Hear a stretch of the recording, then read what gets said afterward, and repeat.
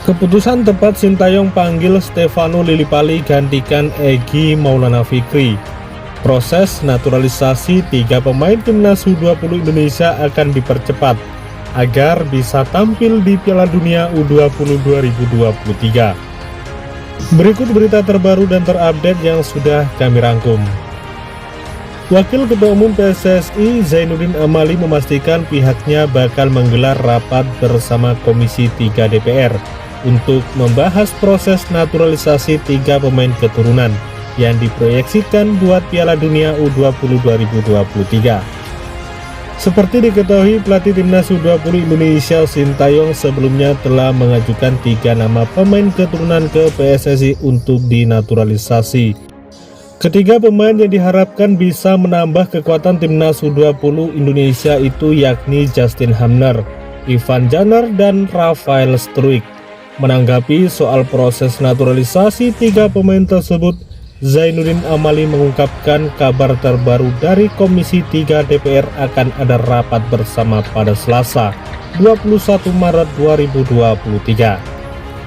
Hari Selasa rapat di Komisi 10 dan Komisi 3 itu, ujar Zainuddin Amali kepada awak media di kantor Kemenpora Senayan, Jakarta, Kamis 16 Maret 2023. Keputusan tepat Sintayong panggil Stefano Lillipali gantikan Egy Maulana Fikri.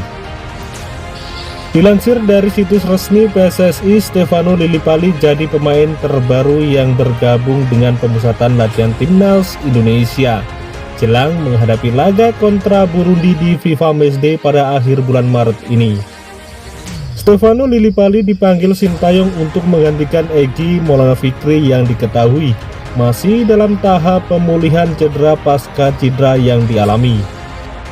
Pemanggilan Stefano Lillipali jadi perbincangan hangat tak ayal ketika baru-baru ini PSSI melansir daftar skuad Garuda yang dipanggil Sintayong. Awalnya nama Lillipali tidak masuk dalam daftar skuad timnas Indonesia di FIFA Matchday menghadapi Burundi. Pemain naturalisasi itu sempat memposting instastory bertuliskan kata lucu. Unggahan itu ramai dibahas. Banyak yang mengaitkan bahwa pemain Borneo FC itu menyindir nama-nama skuad timnas Indonesia yang akan melawan Burundi.